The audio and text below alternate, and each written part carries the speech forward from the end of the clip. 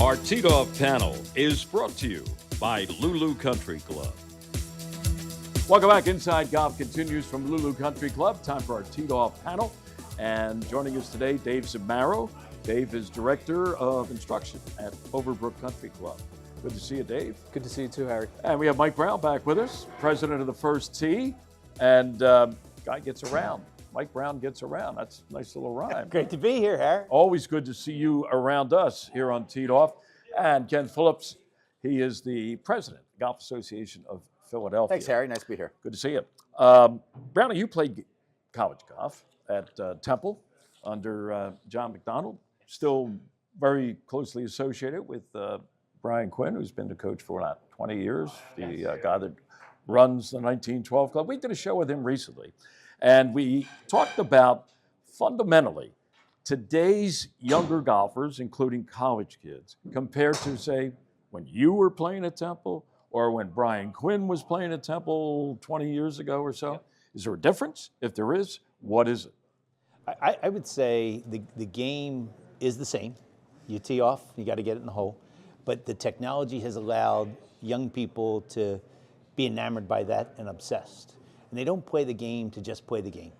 They don't see things the way Ken and I saw them as a kid. You went and you practiced, you tried all these different shots. Well, they're all mechanical. Everything becomes mechanical.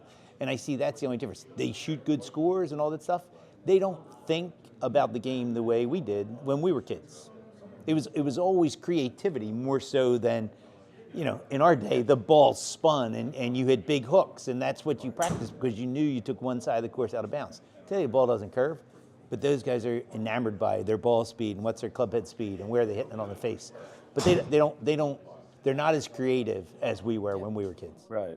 And Dave, you see a lot because you're an instructor, right? Do you give a lot of lessons to junior golfers? Or? Yeah, that's kind of my specialty, right? So I have a unique perspective of this topic. Seeing golfers almost every day and trying to optimize, right? And see your numbers and optimize your numbers to carry it the farthest and hit it the farthest and, to hit it the straightest and have the prettiest looking golf swing, right? That's kind of my job, right? But on the other end of that too is how do we take that golf swing to the golf course to make it produce numbers, to shoot lower scores? So I think fundamentally the younger golfers growing up have more knowledge, they understand 3D body motion, they understand all these things. But can you take it to the golf course to shoot great scores? And I just don't know if they're in that phase yet. I don't know if we've used the technology correctly to challenge these golfers to shoot better scores, to understand their games better rather than just understanding their swing. Right. When did you start playing? I started playing when I was 9, but I played a lot of baseball growing up, so I had a baseball grip till I was probably in high school. Yeah, well, that's the other big difference. Back in the day, you probably played 3 or 4 sports in the course of a year. Now, whether it's parents' influence or somebody else, kids are more specialized, you know. Golf teachers. But and when talking to Brian, he said that's probably a loss for these kids, that they don't get to experience other sports, that they concentrated too young an age on one particular sport.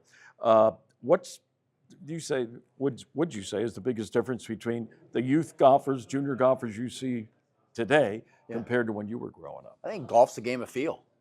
So when, I grew up caddying, right? So we used balls, whatever we found. We had clubs that, my starter set was 8, 9, 7, 5. So you learn how to hit a soft 7 or whatever. It's almost like Seve, right? Seve would take a 5-iron out and hit bunker shots like we all would hit with a 60-degree wedge.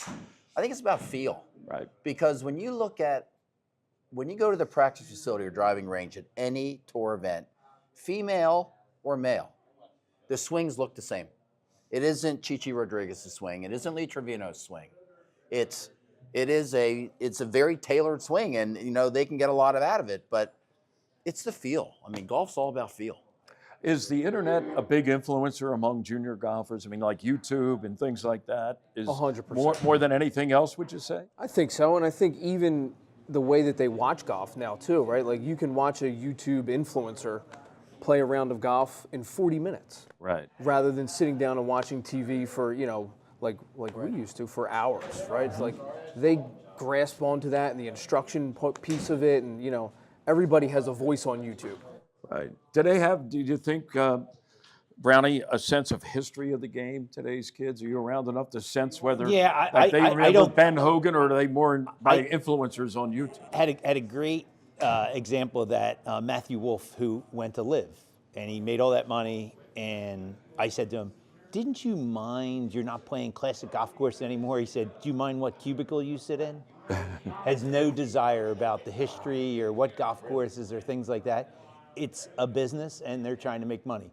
I think the young kids, they don't really have history, but I think what Gap does, what we do, you need to continue, because life is about history and what the great records were and how that all works. We need to continue to teach people there's a great history behind this game. Yeah, and so much of it, like you mentioned, Gap and First Tee here in Philly, is right here. It was created right here in Philadelphia. With great players, architects, the whole Philadelphia, like a school of architecture. So much rich history here, and I hope going forward that young people get a sense for what that is. It's not just like I don't care about that. It's all about what I'm doing today. Take it back a little bit, gentlemen. Thank you. We'll be back more of Inside Golf in just a moment.